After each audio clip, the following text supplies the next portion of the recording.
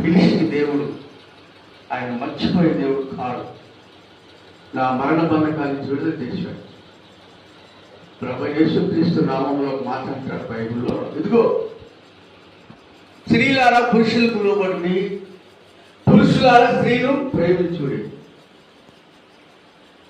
ఎప్పుడైతే స్త్రీ పురుషుని ప్రేమిస్తుందో, లోబడుతుందో, అక్కడ అంటాడు అది కలంకమైనను, ముడతైనను, దాగైనను దూరపరుతాను అంటాడు.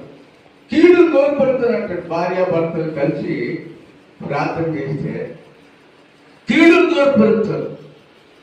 నేను ఎప్పుడైతే ప్రభుత్వం అనుకున్నానో, మా భార్య ఆమెకు అన్ని అలవాట్లు ఉన్నాయి. అన్ని అలవాట్లు అంటే ఈ ఆకు వేసుకోవటం, పొగాకు చేసుకోవడం, చుట్టం తాగటం, బీళ్ళు తాగటం అలవాట్లు. ఆమె చెప్పిన అమ్మాయి అలవాట్లన్నీ దూరపరుచుకో, ఈ కొన్ని దినాలు బ్రతకాలంటే అలవాట్లన్నీ దూరపరుచుకోండి, నాతో కూడా కూర్చొని ప్రార్థన చేయమంటే అవనేది నీకే దెయ్యం బట్టి నాకు పట్టలేదు. చాలా దినాలు చెప్పి చెప్పి చెప్పి చెప్పి ఇచ్చుకుంటున్నాడు. వారు మనసు పొందలేదు, వారు మనసు పొందలేదు. బాప్తిస్మం పొందింది, వారు మనసు లేదు,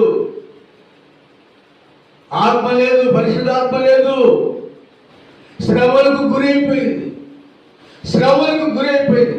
శ్రమలకు గురైపోయినా కూడా ప్రార్థన మందిరానికి వెళ్ళమంటే ఇక్కడ అంటే ఇల్లు నుంచే మందిరానికి వెళ్ళి ప్రార్థన చేయమంటే ఏమాత్రం నేను చేయను, నేను చనిపోతే చనిపోతా, నాతో నీకు పని లేదు అని చెప్పేసి ఆఖరితో 3 సంవత్సరాలు బలహీనరాలుగా మారిపోయి, రోగిగా మారిపోయి, ఆ 3 సంవత్సరాలు నేనే అన్నవాడు పెట్టిన.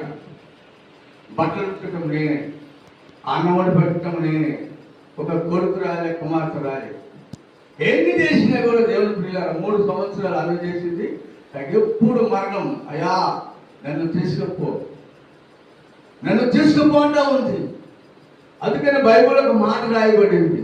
ద్వితీయోపదేశకాండము 30:15 మాట రాయబడింది. ఏ మాట అంటే, ఇదిగో చూడుము, జీవమును మరణమును నీ నోటిలో ఉంచినానంటాడు. నీ ఎదుట ఉంచాడు. చదువుగా ద్వితీయోపదేశకాండం 30:15 చూడుము, నేడు నేను జీవమును మేలును మరణమును కీడును